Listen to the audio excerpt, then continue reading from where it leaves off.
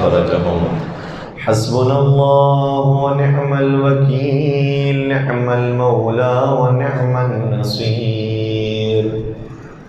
أعوذ بالله من الشيطان الرجيم. بسم الله الرحمن الرحيم. الحمد لله رب العالمين. الحمد لله الذي أحصى كل شيء عددا وجعل لكل شيء أمدا وقدر كل شيء تقديرا. ثم الصلاة والسلام على النبي الأمي العربي القرشي الهاشمي المكي المدني الأبتحي التهامي العبد المؤيد والرسول المسدد المصطفى الأمجد المحمود الأحمد حبيب إله العالمين أبي القاسم محمد.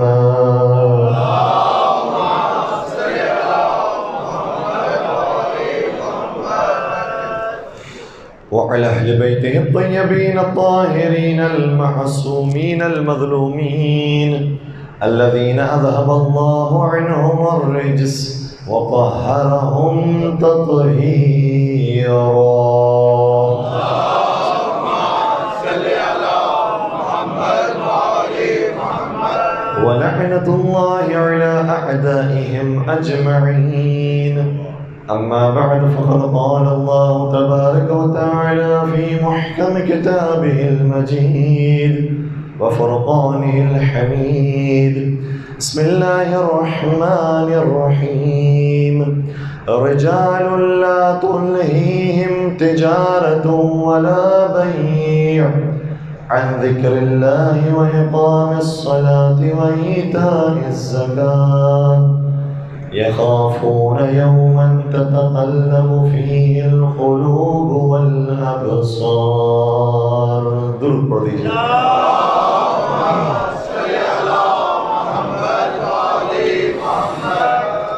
اعزائے گرامی قدر، 7 محرم الحرام کی آج کی گفتگو ہے اور اس آیت کریمہ کو مستضاف کی خدمت تلاوت میں نشر حاصل کیا جا رہا ہے. ارشاد رب العزت ہوتا ہے رجال لا تلہیہم تجارۃ ولا بیع عن ذکر اللہ. کچھ واقعی مرد ایسے ہیں کہ جو دنیا کا کوئی معاملہ بھی پروردگار کی یاد سے غافل نہیں بنا سکتا. وَإِقَامِ الصَّلَاةِ وَإِيتَاءِ الزَّكَاةِ اور نماز قائم کرنے سے بھی غافل نہیں بناتا اور زکوٰۃ ادا کرنے سے بھی غافل نہیں بناتا. يَخَافُونَ يَوْمًا تَتَقَلَّبُ فِيهِ الْقُلُوبُ وَالْأَبْصَارُ اور وہ ڈرتے ہیں اس دن سے جب دلوں اور آنکھوں کو الٹ پلٹ کر دیا جائے گا. اس آیہ کریمہ کے پہلے لفظ پر ہم نے کافی گفتگو کی ہے. رجال، رجال کا مطلب کیا ہے؟ اور واقعاً اگر ہمیں اپنے بچوں کو رجال بنانا ہے، مرد بنانا ہے، تو ہمیں کن مراحل سے انہیں گزارنا ہوگا.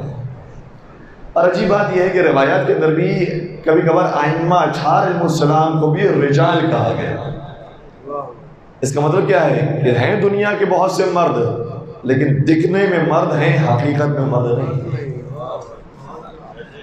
اور وہ مشہور حدیث شریفہ جو حتیٰ صحیح بخاری کے اندر موجود ہے، صحیح مسلم کے اندر موجود ہے اور دیگر کتابوں کے اندر پائی جاتی ہے، جہاں پر نبی اکرم نے ارشاد فرمایا کہ یکون 12 امیرا، میرے بعد 12 امیر ہوں گے. تو کہیں پر تعبیر ہے امیر کی، کہیں پر تعبیر ہے خلیفہ کی. میرے بعد 12 خلیفہ ہوں گے، یہ صحیح بخاری کے اندر حدیث موجود ہے. اور آج تک برادران اہل سنت ششدر ہے کہ کیا کریں اس حدیث کا کہ نبی اکرم نے فرمایا تھا کہ 12 ہوں گے، کسی بھی روایت کے اندر نہیں ملتا کہ 4 ہوں گے.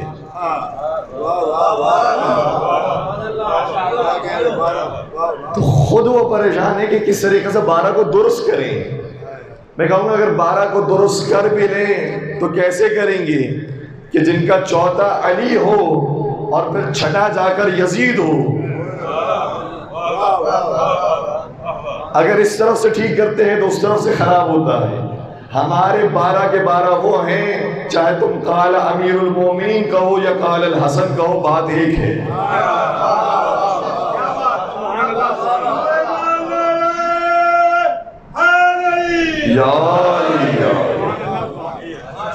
یہ 12 کے 12 ایک ہی نور سے ہیں.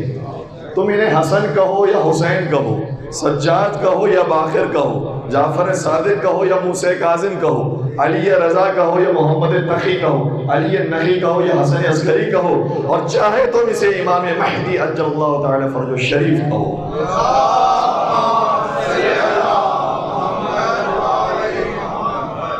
زیارت کا جملہ یہ ہے کہ کلکم من نور واحد، آپ سب کے سب ایک ہی نور سے ہیں. اور مولا کائنات کے بارے میں تو واقعہ یہ روایت موجود ہے، اور یہ بھی کتب اہل سنت کے اندر پائی جاتی ہے کہ یا علی انا وعلی من نور واحد، اے علی تم اور میں ایک ہی نور سے ہیں. اور اگر کسی کے لیے یہ حدیثیں ہضم کرنا مشکل ہے تو ان کی خدمت میں آیت بھی پیش کر دوں کہ آئے مباہلہ میں ارشاد ہوا کہ فَقُلْ تَعَالَوْا نَدْعُ أَبْنَاءَنَا وَأَبْنَاءَكُمْ وَنِسَاءَنَا وَنِسَاءَكُمْ وَأَنفُسَنَا وَأَنفُسَكُمْ. اے رسول آپ اپنے ساتھ اپنے بچوں کو لے کر آئیے، یہ اپنے بچوں کو لے کر آئیں گے، آپ اپنی عورتوں کو لے کر آئیے، یہ اپنے عورتوں کو لے کر آئیں گے، اور آپ اپنے نفسوں کو لے کر آئیے. تو نفس نبی بن کر اگر کوئی چلا ہے تو کوئی اور نہیں، ابو طالب کا بیٹا علی ابن ابی طالب چلا.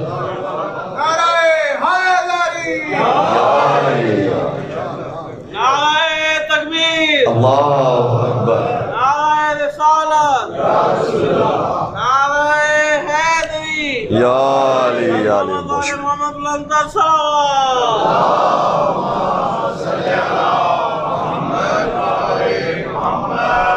اور یہ بھی عجیب بات ہے کہ یہاں پر جب ہم نے یہ حدیثیں پیش کی اور باقاعدہ ہوتے رہتی ہے گفتگو، اور گفتگو ہونی چاہیے، علمی ماحول کے اندر ایک دوسرے کے اشکالات کو دور کرنا چاہیے، اس میں کوئی مذائقے کی بات نہیں ہے. قرآن کریم نے کتنے ہی مناظروں کو ذکر کیا ہے، کتنی گفتگو کو ذکر کیا ہے.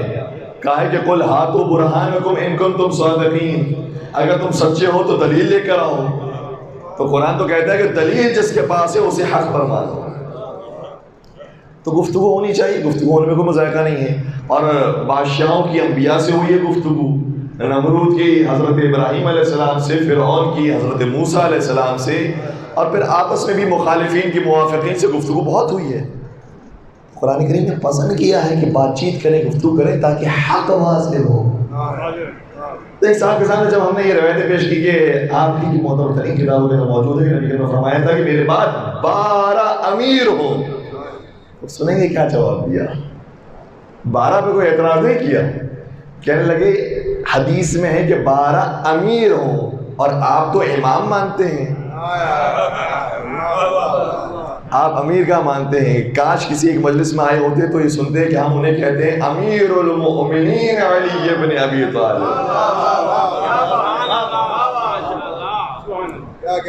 انہوں نے کہا کہ حدیث کے اندر موجود ہے کہ امیر 12 ہوں گے، بعض روایتوں کے اندر موجود ہے کہ خلیفہ ہوں گے.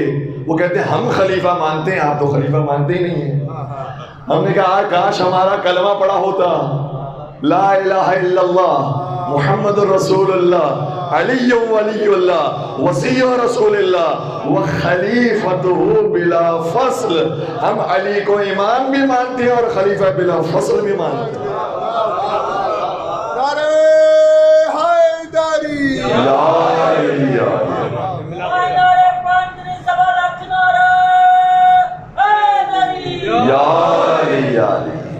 اور پھر ہم نے اسے عرض کیا کہ بھائی فرق کیا پڑتا ہے، آپ انہیں امیر کہیں، آپ انہیں خلیفہ کہیں، آپ انہیں مولا کہیں، آپ انہیں ولی کہیں، آپ انہیں حجت خدا کہیں، آپ کا جو دل چاہتا ہے کہیں روایات کی روشنی میں، لیکن ہے 12 ہی، ہے وہی 12. اسی لیے بعض روایتوں کے کچھ اور تعبیرات ہیں. ہمیں پہنچنا تھا لفظ رجل تک، تو 2 تعبیرات آ گئی معتبر ترین کتابوں کے اندر. میرے بعد 12 امیر ہوں گے، میرے بعد 12 خلیفہ ہوں گے. بعض روایتوں کے اندر کچھ اور تعبیرات بھی آئی ہیں، فرماتے ہیں کہ میرے بعد 12 نقیب ہوں گے. جس طریقے سے بنی اسرائیل میں 12 نقیب حضرت موسیٰ تھے، اسی طریقے سے علی وہی ہیں کہ جیسے موسیٰ کے لیے ہارون تھے، تو نبی نے فرمایا اے علی تم پہلے نقیب ہو ہمارے، 12 نقیب ہو گئے۔ اس کے بعد ایک اور تعبیر بھی ہے، دیکھیں تعبیرات میں کوئی جھگڑا نہیں ہے، اصل تعداد بتائیے، وہ شخصیات لے کر آئیے، وہ افراد لے کر آئیے، وہ ہے کون جن کے لیے سارے القابات ہیں۔ چوتھی تعبیر یہ ہے کہ نبی اکرم نے شاہ فرمایا میرے بعد 12 قیم ہوں گے۔ قیم یہ بھی قرآنی تعبیر ہے، وہ بچہ کہ جس کا کوئی سرپرست نہ ہو، اس کے اوپر کوئی سرپرست آ جائے اسے قیم کہا جاتا ہے۔ یہ 12 وہ ہیں جو اس امت کے قیم اور سرپرست ہیں۔ اور 5ویں اور آخری تعبیر وہ ہے جو ہمارے موضوع سے ریلیٹڈ ہے کہ نبی اکرم نے شاہ فرمایا اس امت کے 12 مرد ہوں گے، 12 رجلا، 12 مرد ہوں گے۔ تو اس کا مطلب یہ ہوا کہ دنیا میں مرد بہت سے ہیں، لیکن حقیقت میں کسی نے لفظ مرد کا حق ادا کیا ہے تو 12 کے علاوہ اور کوئی نہیں۔ اور اگر دیکھنا ہو تو خیبر کے میدان میں دیکھو کہ مرد بہت سے گئے تھے لیکن کسی کو نہیں فرمایا مرد بن کر گیا ہے۔ جب علی کو بھیجنے کا وقت آیا تو فرمایا لَأُعْطِيَنَّ الرَّایَةَ غَدًا رَجُلًا كَرَّارًا غَيْرَ فَرَّارٍ يُحِبُّ اللَّهَ وَرَسُولَهُ وَيُحِبُّهُ اللَّهُ وَرَسُولُهُ۔ کل میں علم اس کو دوں گا جس کی پہلی شرط یہ ہوگی کہ وہ مرد ہوگا۔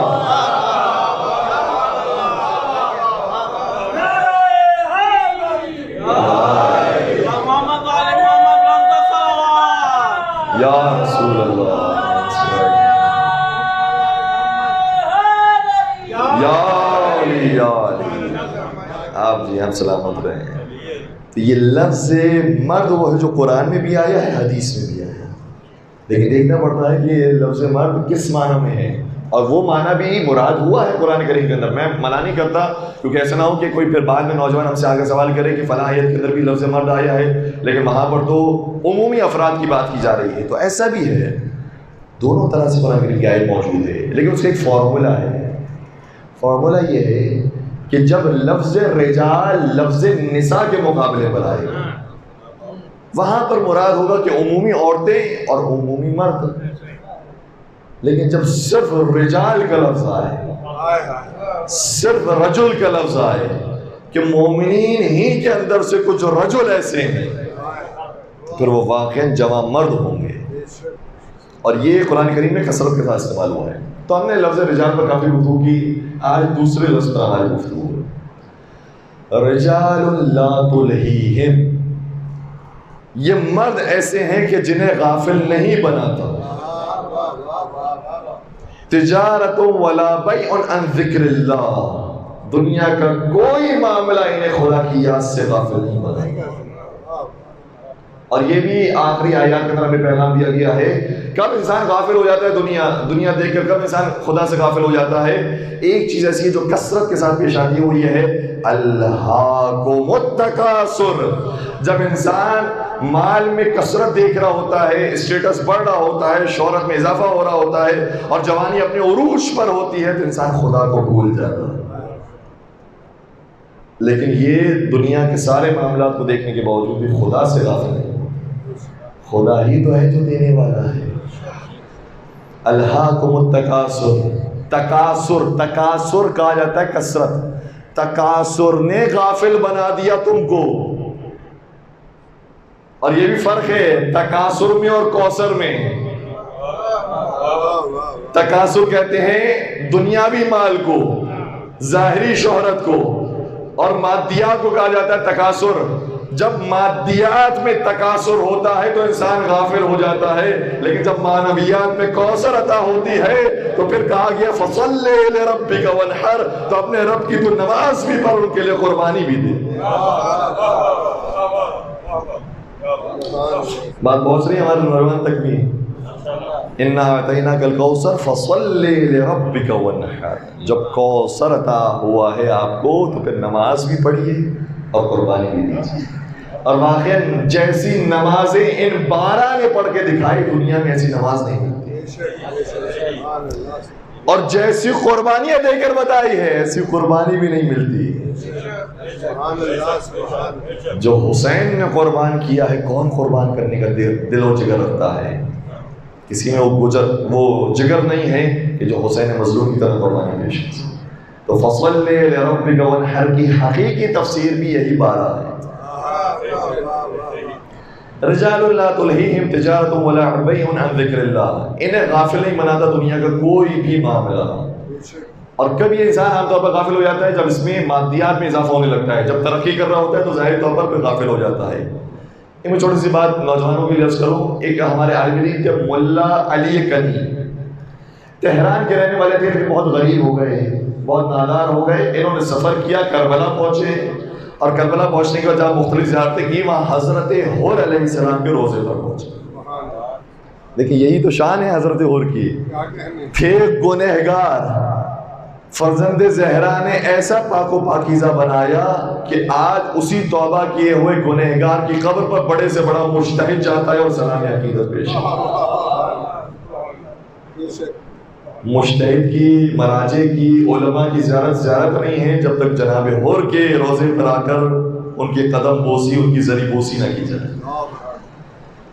تو وہ آئے مولا علی کنی حضرت حور علیہ السلام کے روزے پر، اور وہاں پر جو موجود افراد تھے، قبیلہ جو جناب حور کے روزے پر تھا، ان کی یہ رسم تھی کہ بدھ کے دن حضرت حور سے خاص توسل اختیار کیا کرتے۔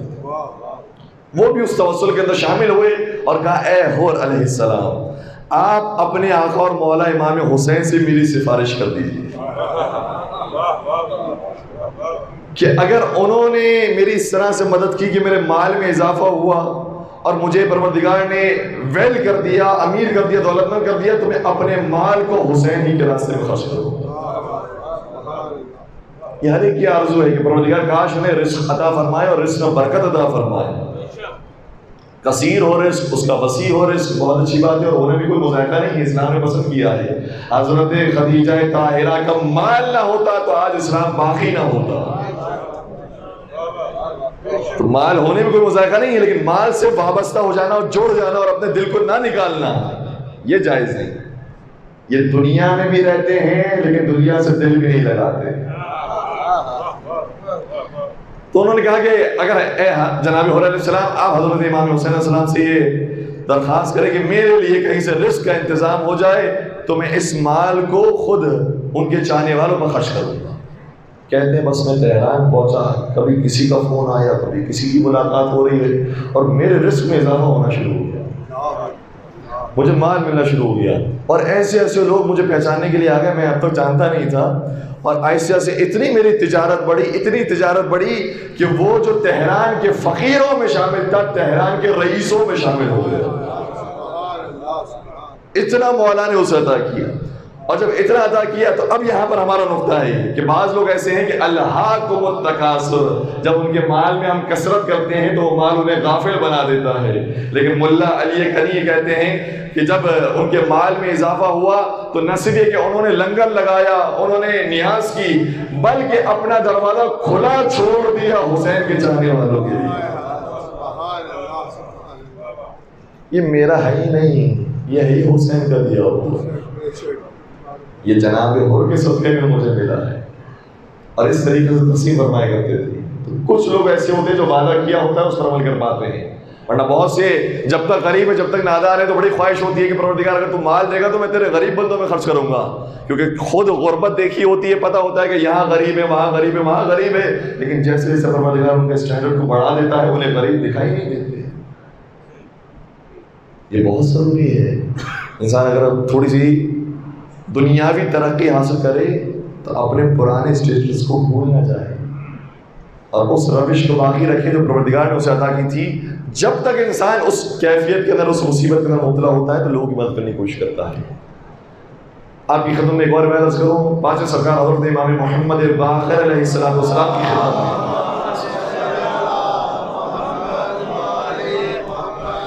بہت بڑے صحابی حضرت جابر ابن عبداللہ انصاری آئے۔ حضرت جابر ابن عبداللہ انصاری ان صحابہ کے اندر شامل ہیں کہ جو نبی اکرم کے زمانے میں کم عمر تھے، اور یہ ان اصحاب کے اندر شامل ہیں کہ جن کا انتقال سب سے آخر میں ہوا۔ چند ایک صحابہ ہیں کہ جو سب سے زیادہ زندگی گزاری ہے، ان میں حضرت جابر بن عبداللہ انصاری کا نام بھی شامل ہے۔ بعض نے کہا ہے کہ یہ سب سے آخری صحابی تھے کہ جن کا انتقال ہوا، اتنے زیادہ انہیں عمر نصیب ہوئی۔ حضرت جابر بن عبداللہ انصاری جو نبی اکرم کے صحابی ہیں، آئے 5 امام سے ملاقات کے لیے۔ 5 امام چھوٹے ہیں، حضرت جابر بن عبداللہ انصاری بوڑھے ہیں، بزرگ ہیں، لیکن جانتے ہیں کہ یہ جو چھوٹا ہے یہ 1 سال کا بھی اگر بچہ ہو تو ہم جیسے 1000 سال والوں سے زیادہ افضل ہے۔ اس لیے امام کی خدمت میں آیا، وہ آپ نے روایت یقیناً سنی ہوگی کہ نبی اکرم کا سلام پہنچایا، اور یہ بھی پتہ چلتا ہے کہ جسے نبی سلام بھجوائے اسے علیہ السلام ہی کہا جاتا ہے۔ سبحان اللہ، وہ ہمارے بنانے سے علیہ السلام نہیں بنتے ہیں، نبی ہی نے انہیں علیہ السلام بنایا ہے، ان پر اللہ کا اس کے نبی کا سلام ہو۔ جب سلام پیش کیا اور گفتگو ہوئی، کچھ اور ملاقاتوں کے اندر ایک روایت کا جملہ یہ ہے کہ امام باقر علیہ السلام نے سوال کیا، اے جابر، تم نے جو اتنی طولانی زندگی گزاری ہے اس سے کچھ درس حاصل کیا ہے تو ہمیں بتاؤ۔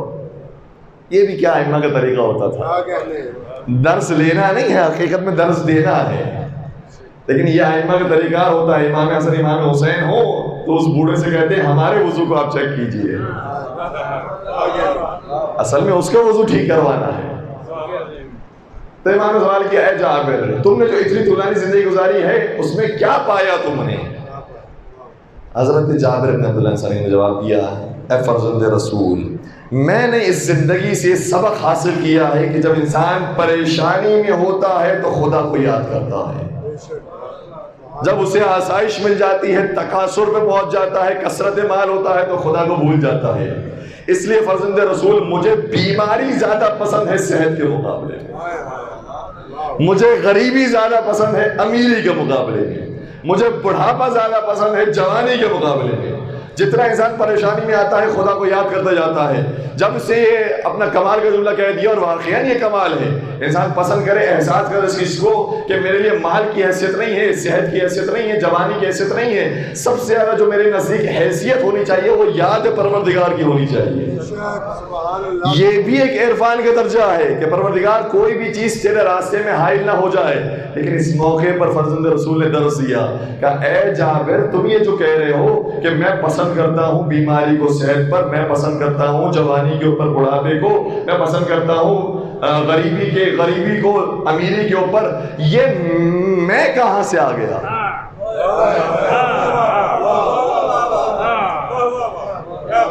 تم کون ہوتے ہو جو اپنے لیے پسند کرو کہ میں یہ چاہتا ہوں کہ میری زندگی ایسی ہو، میں یہ چاہتا ہوں میری زندگی ایسی ہو؟ اے جابر، تمہیں نہیں معلوم اختیار خدا کے ہاتھ میں ہے۔ ہم وہ ہیں جو کبھی بھی پروردگار کے معاملات میں دخل اندازی نہیں کرتے۔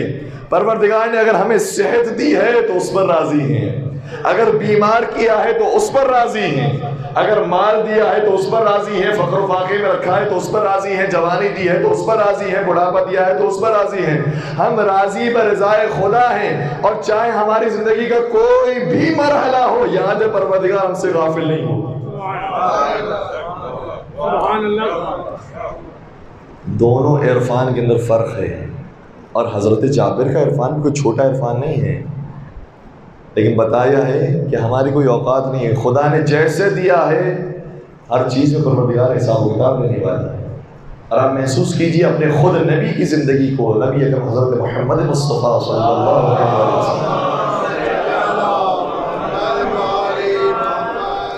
ہم عام طور پر ان کی ریاست مدینہ کی بات کرتے ہیں، ان کی کامیابیوں کی بات کرتے ہیں، اور وہ تو ہمیشہ کامیاب ہی ہیں، لیکن جن امتحانات سے گزر کر انہیں وہ کامیابی ملی ہے، عام طور پر ان امتحانات کا ذکر نہیں کیا جاتا۔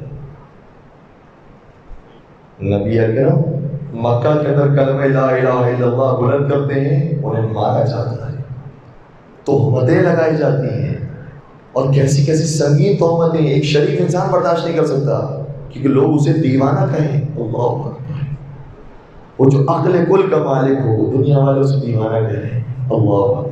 اور قرآن مجید ہے پھر یہ آ کر تسلی دی ہے کہ آپ مجنون نہیں ہیں، نون والقلم وما یسطرون ما انت بنعمت ربک بمجنون، آپ اللہ کے لطف و کرم سے مجنون نہیں ہیں، سید الرسول کو لوگ مجنون کہہ رہے ہیں.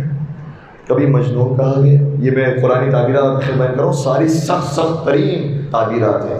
کبھی آپ کو جادوگر اور ساحر کہا گیا. کبھی آپ کو نعوذ باللہ بہکا ہوا اور بھٹکا ہوا کہا گیا جو ہدایت دینے کے لیے آیا ہے. اور کبھی آپ کو نافرمان کہا گیا کہ آپ دنیا سے لڑنے والے ہیں، آپ دنیا کے مطابق چلنے والے نہیں ہیں، آپ کو نافرمان نعوذ باللہ کہا گیا. یہ ساری مشکلات نبی اکرم سہتے رہے، یہاں تک کہ مشکلات میں اضافہ ہونا شروع ہوا. اصحاب کو آپ کی تکلیف پہنچائی گئی اور مزید اور مشکلات میں اضافہ ہوا، یہاں تک کہ جو آپ کے خاندان کے خود افراد تھے ان پر سوشل بائیکاٹ مسلط کر دیا گیا. اب کوئی بنی ہاشم سے رابطہ نہ کرے. ایسے موقع پر اگر کوئی ہے تو حضرت ابو طالب علیہ السلام. اگر جاننا چاہتے ہو کہ ابو طالب علیہ السلام کا ایمان کس درجے پر تھا تو شیخ ابی طالب دیکھو. جب تک حضرت ابو طالب زندہ رہے اس وقت نبی اکرم کو ایک حوصلہ تھا کہ میرے چچا ہیں میری مدد کرنے کے لیے. حضرت خدیجہ طاہرہ مدد کرنے کے لیے موجود تھی. اور جس سال دونوں بزرگوار دنیا سے رخصت ہوئے اس سال کو کیا نام قرار دیا؟ عام الحسن کا سال قرار دیا. وہ لوگ، اب توجہ فرمائیے گا، وہ لوگ جو کبھی کبھار اعتراض کرتے ہیں غم امام حسین علیہ السلام پر کہ غم 3 دن سے زیادہ نہیں ہونا چاہیے، غم زیادہ سے زیادہ 3 دن تک ہوتا ہے. تو آئیے نبی کی سیرت دیکھیے. نبی اگر غم بنا رہے ہوتے حضرت ابو طالب کو اور حضرت خدیجہ طاہرہ کو تو آ کر کہے کوئی کہ نہ یا رسول اللہ آپ 3 دن سے زیادہ کیوں غم بناتے ہیں؟ آپ نے تو پورے سال ہی کو عام الحسن قرار دے دیا. پورا سال ہی نبی اکرم نے عام الحسن منایا. اور اسی طریقے سے حضرت سید الشہداء حضرت حمزہ علیہ السلام کی جب شہادت ہوئی ہے تو کہیں 8 ہجری کو جا کر بھی جب ان کا قاتل دکھائی دیا تو کہا کہ تو وہ تھا کہ جس سے میرے چچا کو مارا تھا. یہ غم ابھی بھی نبی اکرم کے دل میں موجود ہے. میں سوال کرتا ہوں اگر نبی اکرم حیات رکھتے اور امام حسین کے قاتل کو نبی کے سامنے پیش کیا جاتا، یہ معاملات وہی تو ہمارے نوجوانوں کو منتقل کرنے ہیں کہ 3 دن کا غم یہ عام لوگوں کے لیے اگر ان کی روایات کے اندر ہے تو ہوگا. لیکن ہمارے یہاں بالخصوص مقدس شخصیات ہیں، پورے سال غم منایا ہے، سال و سال غم منایا ہے. اور حسین کی شہادت تو ہے کہ شہادت نہیں ہوئی ہے اس سے پہلے غم منایا ہے. تو شہادت کے بعد نبی اکرم کی کیا کیفیت ہوگی؟ تو میں عرض کر رہا تھا کہ نبی اکرم مشکلات کے اندر رہے. ابتدائی زمانہ بڑے مشکلات کے اندر ہے. شیخ ابی طالب آیا، بہت سخت زمانہ گزرا. اس کے بعد اور زیادہ سخت ہو گیا زمانہ. سختیوں میں اضافہ ہی ہو رہا ہے. یہ جوانوں کے لیے بڑا درس ہے. کبھی کبھی انسان کہتا ہے کہ خدا میرا ساتھ نہیں دیتا، قسمت میری ساتھ نہیں دیتی. نبی اکرم ہیں، جانتے ہیں کہ خدا ہمیشہ دیکھ رہا ہے. خدا کبھی بھی اپنے بندوں سے غافل نہیں ہوتا. ایک اور جملہ عرض کروں، ویسے تو مصائب کا جملہ ہے لیکن بات کو سمجھانے کے لیے. جب مولا امام حسین کی آغوش میں حضرت علی اصغر شہید کیے گئے تو بڑا سخت تھا باپ کے لیے بیٹے کو اس طرح سے دیکھنا. لیکن وہاں پر ارشاد فرمایا ہون علی ما نزل بی انہ بعین اللہ، میرے لیے یہ تکلیف آسان ہو گئی اس وجہ سے کیونکہ معلوم ہے کہ میرا خدا مجھے دیکھ رہا ہے. تو نبی اکرم جانتے ہیں کہ خدا ہمارے ساتھ ہے. مشکلات و مشکلات آئیں.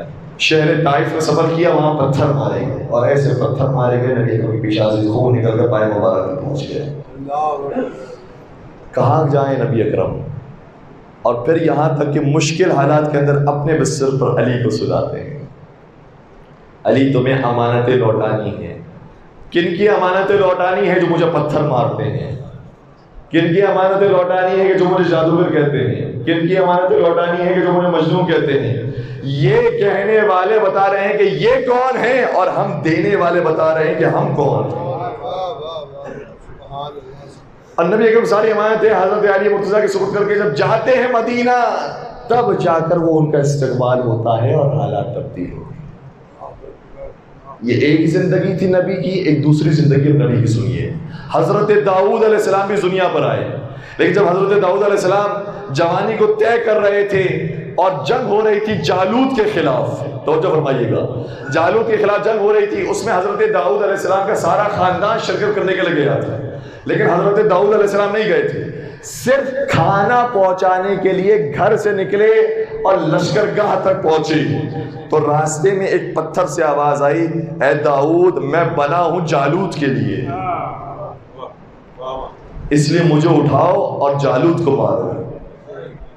حضرت داؤد علیہ السلام نے اس پتھر کو اٹھایا، جوان تھے، نوجوان تھے، اور پہنچے لشکر میں، بڑے بڑے پہلوان موجود ہیں، لیکن حضرت داؤد علیہ السلام کے پاس وہ شجاعت اور وہ دلیری موجود تھی، کہا اس پتھر نے مجھے بشارت دی ہے کہ میں جالوت کو مارنے والا ہوں۔ اور باقاعدہ منجنیق میں، اور جسے عام زبان کے اندر کہا جاتا ہے کہ گلیر میں، وہ پتھر لگایا اور پتھر سیدھا جب جالوت کے اوپر پہنچا ہے تو جالوت کو لگتے ہی وہ واصل جہنم ہو گیا۔ واصل جہنم ہوتے ہی نعرہ بلند ہوا، جالوت ہمارے رہبر ہیں، جالوت ہمارے بادشاہ ہیں، جالوت کو ہم ماننے والے، داؤد کو ہم ماننے والے ہیں، داؤد ہمارے رہبر ہیں، داؤد ہمارے لیڈر ہیں۔ یہ جب نعرہ بلند ہوا تو حضرت داؤد علیہ السلام کی زندگی تبدیل ہو گئی، سب ان کے قدموں میں آگے، سب ان کو ماننے والے ہو گئے۔ تو میں کہوں گا پروردگار تیرا جو حبیب بندہ ہے تو نے اسے اتنی مشکلات میں رکھا، اتنی پریشانیوں میں رکھا، اور تیرا وہ جو دوسرا نبی ہے گرچہ وہ اولو العزم میں شامل نہیں ہے، گرچہ صاحب شریعت نہیں ہے، لیکن وہ مقام دیا کہ پہلا ہی بار ایسا کیا کہ ظالم واصل جہنم ہو گیا۔ تو آخر ماجرا کیا ہے؟ شاید خدا کی طرف سے آواز آئے گی، ہم ہر طرح کی زندگیاں دیتے ہیں، بعض کو دے کر آزماتے ہیں، بعض سے چھین کر آزماتے ہیں۔ کوئی یہ نہ کہے کہ میرے لیے بیماری زیادہ اچھی ہے صحت کے مقابلے میں، کوئی یہ نہ کہے کہ میرے لیے غربت زیادہ اچھی ہے امیری کے مقابلے میں، کوئی یہ نہ کہے کہ بڑھاپا میرے لیے اچھا ہے جوانی کے مقابلے میں۔ ہم بڑھاپا دے کر بھی آزماتے ہیں، جوانی دے کر بھی آزماتے ہیں، غربت میں رکھ کر بھی آزماتے ہیں، دولت دے کر بھی آزماتے ہیں۔ ہم ہر موقع پر تمہیں آزما رہے ہوتے ہیں تاکہ پتہ چلے کہ اگر تم لیتے ہو تب ہمارے کتنے ہو، اور تم سے جب چھینا جاتے ہیں تب ہمارے کتنے۔ مل کر باوازِ بلند درود پڑھ دیجیے گا۔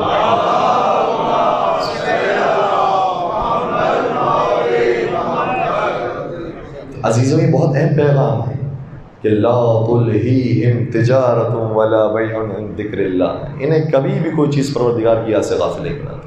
اور پھر آگے کیا بیان کیا؟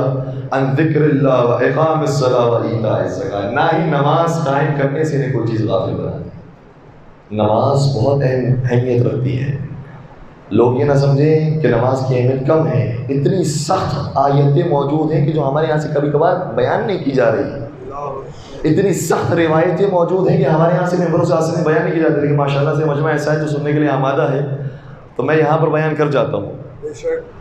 سورہ مدثر کی آیت ہے، ایک عجیب واقعہ وہ قرآن کریم کا بیان کیا ہے، وہ واقعہ جو قیامت میں پیش آنے والا ہے، ابھی تک پیش بھی نہیں آیا، لیکن خدا جانتا ہے یہ واقعہ پیش آئے گا، یہ خدا ہی جانتا ہے۔ کوئی دنیا کا مورخ، کوئی دنیا کا عالم نہیں بتا سکتا کہ آئندہ کیا ہونے والا ہے، خدا بتا سکتا ہے کہ آئندہ کیا ہونے والا ہے۔ اور یہ کیوں بیان کیا جا رہا ہے؟ اس لیے بیان کیا جا رہا ہے تاکہ ہم اور آپ عبرت حاصل کریں، ہم اور آپ صحیح ڈائریکشن کا انتخاب کریں۔ قرآن کریم نے اس واقعے کو بیان کیا، قیامت میں جب انسان پہنچے گا تو جنت میں جانے والے جنت میں چلے جائیں گے، جہنم میں جانے والے جہنم میں چلے جائیں گے۔ جنتی سوال کریں گے جہنمیوں سے، ما سلککم فی سقر، تم جہنم میں کیسے آ گئے؟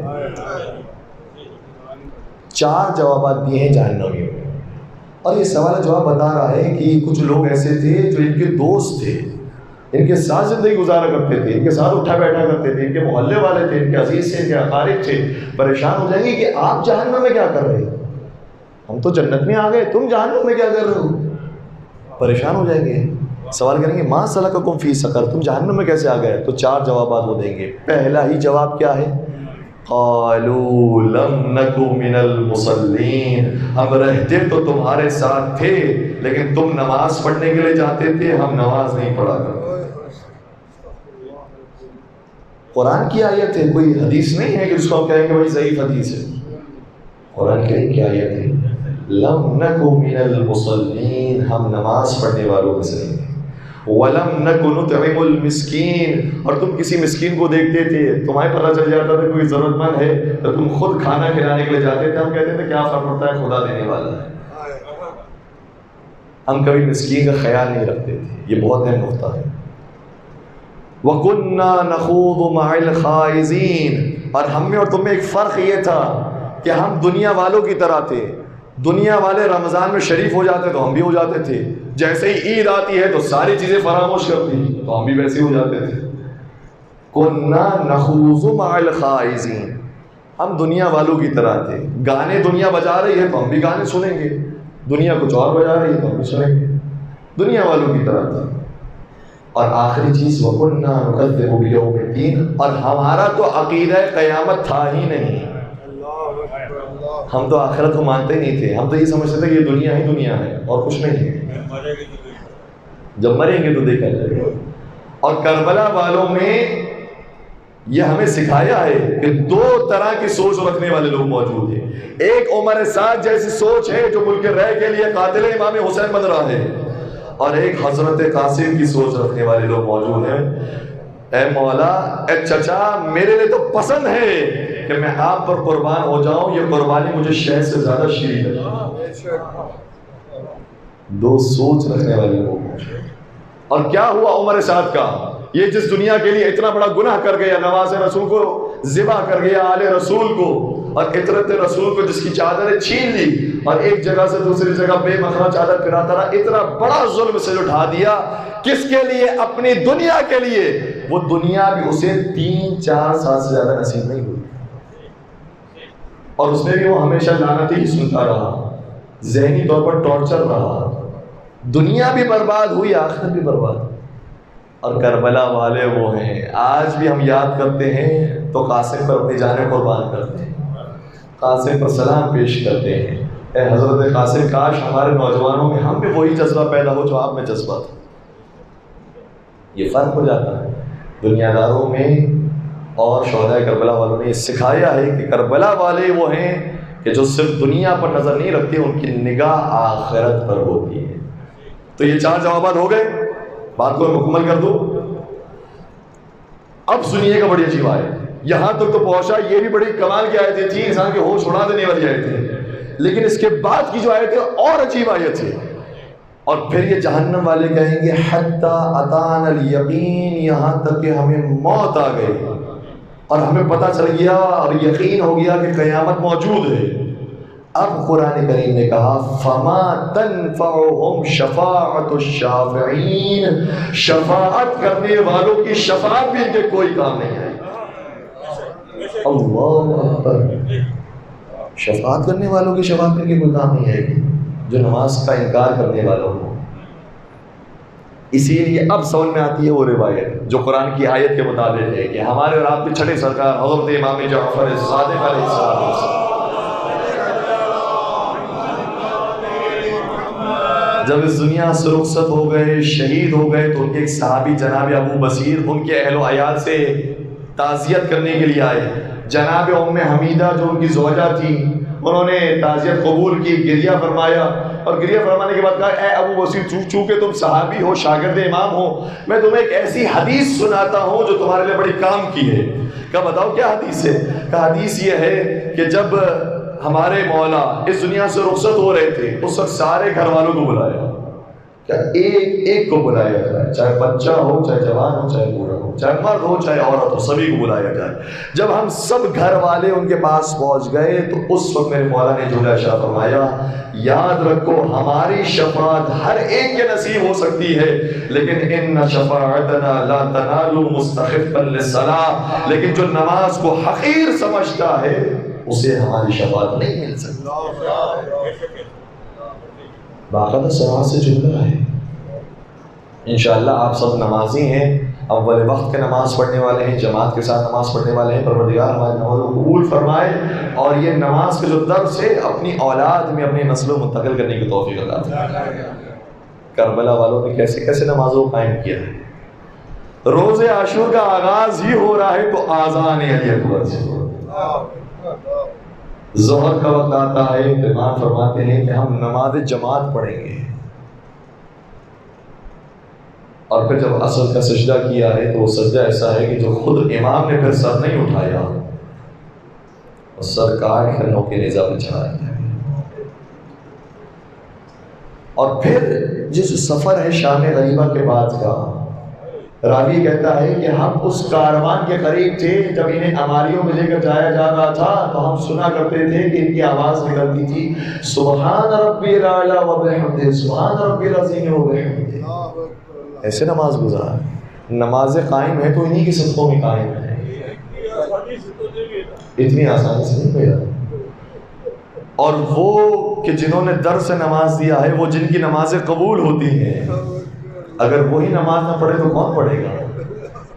ہم سب کا سفر خدا کی بارگاہ میں، خدا کے لیے ہمیں عبادت کرنی ہے، خدا کے لیے سجدے کرتے ہیں، اور ویسے کرتے ہیں کہ جیسے حسین ابن علی نے سکھائے، جیسے اہل حرم نے سکھائے۔ بس عزیزو، 7 محرم کی تاریخ ہے، 2 مناسبتیں ہیں۔ ایک مناسبت حضرت قاسم علیہ السلام کے بارے میں، دوسری مناسبت یہ کہ 7 محرم کی تاریخ آئی اور حسین کے بچوں پر پانی کو بند،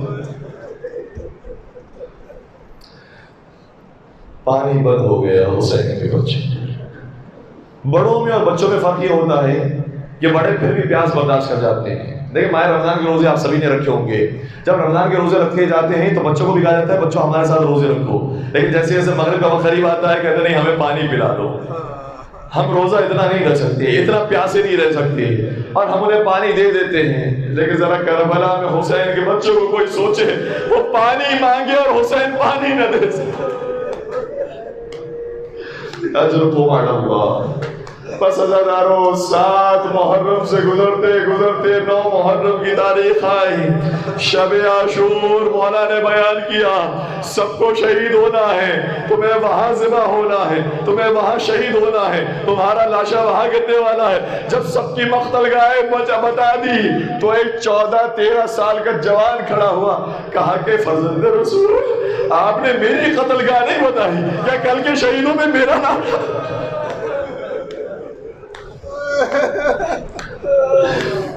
کتنا خوبصورت انداز ہے مولا کا۔ مولا نے نہیں فرمایا ہاں تمہارا نام بھی شامل ہے کل کے شہیدوں میں، بلکہ سوال کے جواب میں سوال کر لیا، ایا بنیا، اے میرے لال، کیف الموت عندک، تجھے موت کیسی لگتی ہے؟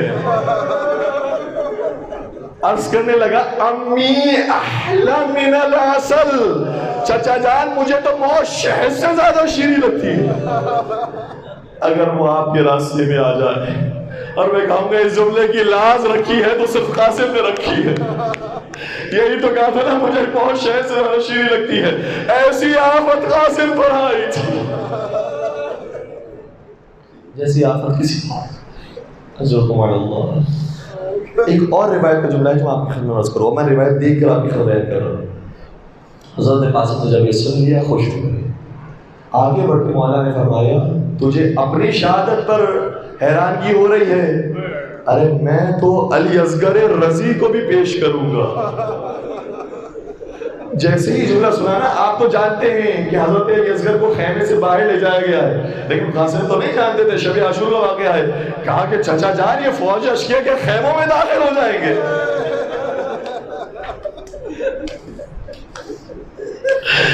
کیا یہ فوج اشکیہ ہمارے خیموں میں آ جائے گی؟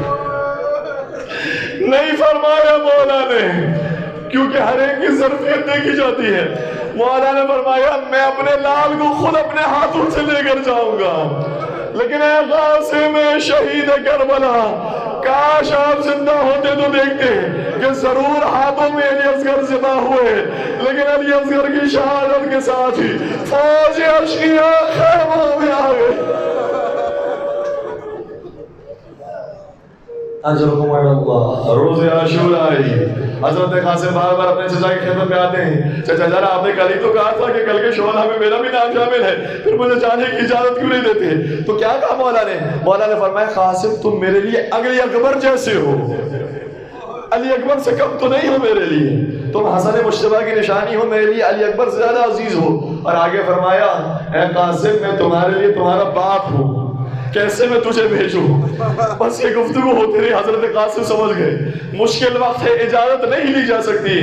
جناب ام فرما کے خیمے میں آئے، اور جناب ام فرما بھی وہ ہے کہ جو سیدانی نہیں ہے، جو مقام حضرت زینب کبریٰ کا ہے، جو مقام حضرت ام کلثوم کا ہے، جو مقام حضرت سکینہ کا ہے، وہ مقام ظاہری اعتبار سے جناب ام فرما کا نہیں ہے، کیونکہ سیدانی نہیں تھی۔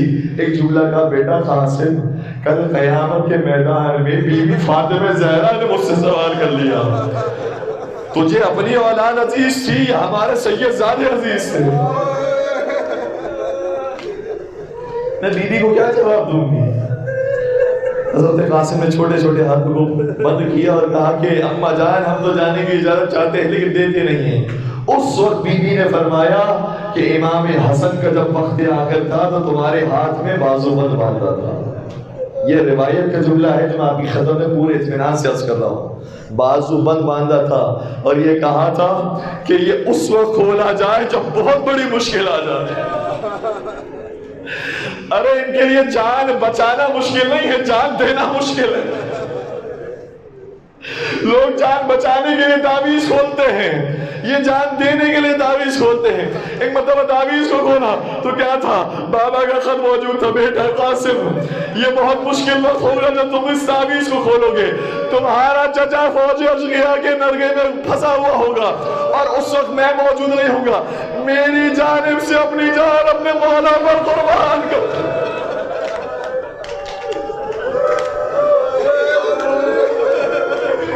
حضرت قاسم خوشی خوشی وہ نامہ لے کر مولا کی خدمت میں آئے۔ اے چچا کہاں ہوگا؟ اے چچا اب تو آپ کے امام کا حکم آ گیا، اب مجھے جانے کی اجازت دیجیے۔ مولا نے اس خط کو پڑھا، آنکھوں سے لگایا، چھومنا شروع کیا، حسن یاد آ گئے اور سوچا ہوگا ایک وقت تھا جب میں نے بھائی حسن کے کلیجوں کے ٹکڑے دیکھے تھے، آج مجھے یتیم حسن کے لاش کے ٹکڑے دیکھنے۔ بس حضرت قاسم کو مختلف طرح روانہ کیا۔ مجھے نہیں معلوم میرے پاس کتنا وقت ہے اور آپ کے پاس کتنا حوصلہ ہے۔ جب سوار کیا ہے نا تو ہر شہید سوار ہوتا تھا، ہر مجاہد سوار ہوتا تو سوار کر کے رخصت کر دیا جاتا تھا، لیکن جب حضرت قاسم کو سوار کرنے کا وقت آیا نا تو اتنے کم سن تھے کہ پیر رکابوں تک نہیں پہنچ سکتے تھے۔ ان کے لیے زین کو اتارا گیا، رکابوں کو چھوٹا کیا گیا، اس شہزادے کو تیار کیا، جاؤ مقتل کی طرف جاؤ، جاؤ حسن مشتبہ کی جہاد کو یاد کرواؤ، جاؤ علی مرتضیٰ کی شجاعت کو یاد کرواؤ۔ حضرت قاسم اس طریقے سے مقتل کی طرف روانہ ہوئے اور جب چلے ہیں تو اتنا اعتماد تھا، راوی کہتا ہے میں نے کیا دیکھا، حضرت قاسم جب زمین پر قدم رکھ رہے تھے تو قدم رکھتے رکھتے ان کا ایک کفش، ان کا ایک چپل ٹوٹ گیا تو پورے اطمینان کے ساتھ اس میدان میں کھڑے ہو گئے، اپنے جوتیوں کو ٹھیک کیا، اس کے بعد سوار ہوئے۔ میں نے کہا یہ کوئی کام نہیں کر سکتا سوائے حیدر کرار کے پتر، سوائے جعفر طیار کے فرزند کے، سوائے حسن مشتبہ کے فرزند کے، کوئی یہ کام نہیں کر سکتا۔ اس شجاعت کے ساتھ حضرت قاسم میدان میں آئے۔ لیکن میں کہوں گا اے حضرت قاسم آپ میں شجاعت بہت تھی، لیکن خدا نے آپ کا سن و سال ایسا رکھا تھا کہ آپ کا بدن کمزور ہے، ہڈیاں کمزور ہے، 13 برس کا سن ہے، 14 برس کا سن ہے، کتنی طاقت ہوتی ہے اس میں، لیکن جب گئے ہیں میدان کی طرف بڑے بڑے پہلوانوں کو واصل جہنم کیا۔ آپ نے یقیناً مرثیہ کے اندر وہ اشعار سن لیے، میں دوبارہ دہرانا نہیں چاہتا، بڑے بڑے ظالموں کو واصل جہنم کیا، یہاں تک ایک بہت بڑا پہلوان آیا، ماں نے دعاؤں کے لیے ہاتھوں کو بلند کیا، پروردگار میرے قاسم کی حفاظت فرما۔ حضرت قاسم نے بڑے بڑے امتحانات کو کامیابی کے ساتھ طے کیا، یہاں تک ایک وقت آیا جب فوج نے مل کر حملہ کیا، نہیں دیکھتے یہ علی ابن ابی طالب کا فرزند ہے، مل کے جو حملہ ہوا، قاسم کو کہیں سے تیر لگے، کہیں سے نیزے لگے، کہیں سے تلواریں لگی، 13 برس کا بچہ زمین کربلا پر آنا شروع ہوا۔ جیسے ہی زمین کربلا پر آیا، آوازی چچا جان مدد کو آئیے۔ حسین کسی کے لاشے پر اتنی تیز رفتاری سے نہیں پہنچے تھے جتنی تیز رفتاری سے جناب قاسم کے لاشے پر پہنچے۔ یہی وجہ ہے کہ فوج ڈر گئی، سمجھی حسین حملہ کرنے کے لیے آ رہے ہیں، دائیں طرف کی فوج ہے بائیں طرف بھاگی، بائیں طرف کی فوج ہے دائیں طرف بھاگی، ایک نحیف سی آواز بلند ہوئی، چچا جان ذرا جلدی فرمائیں۔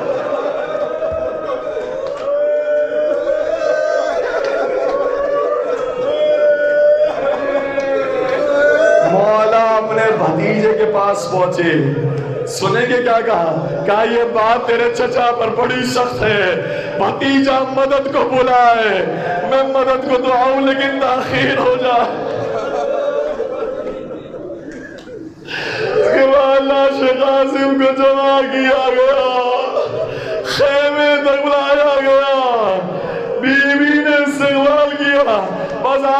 جملہ سنیے گا، شیخ مہدی کربلائی نے یہ مصائب پڑھنا شروع کیے، شب جمعہ تھی، کربلا معلیٰ تھا، مصائب پڑھ رہا تھا، عزادار گریہ کر رہے تھے، یہاں تک مصائب کا جملہ پہنچا، جب یہ لاش در خیمہ پر آ کر رکھی تو ایک ہاتھ لاش قاسم پر رکھا، دوسرا ہاتھ لاش علی اکبر پر رکھا، آسمان کی طرف رک کر کے مولا نے فرمایا پروردگار الہی ارحم غربتنا، واہ غربتا، واہ غربتا، حسین تنہا ہو گیا، کوئی یار و مددگار نہ بچا۔ مصائب کی جملے پڑھ لیے، رات میں آگے جب آرام کیا تو سیدہ کونین خواب میں آئی، کہ تجھے معلوم نہیں ہم شب جمعہ اپنے بیٹے کی زیارت کو آتے ہیں، انبیاء کرام آتے ہیں، ارے تو نے حسین کی غربت کا تذکرہ کیا، حسین کی آنکھوں سے ایسے آنسو جاری ہوئے جو تھم دے گا نا۔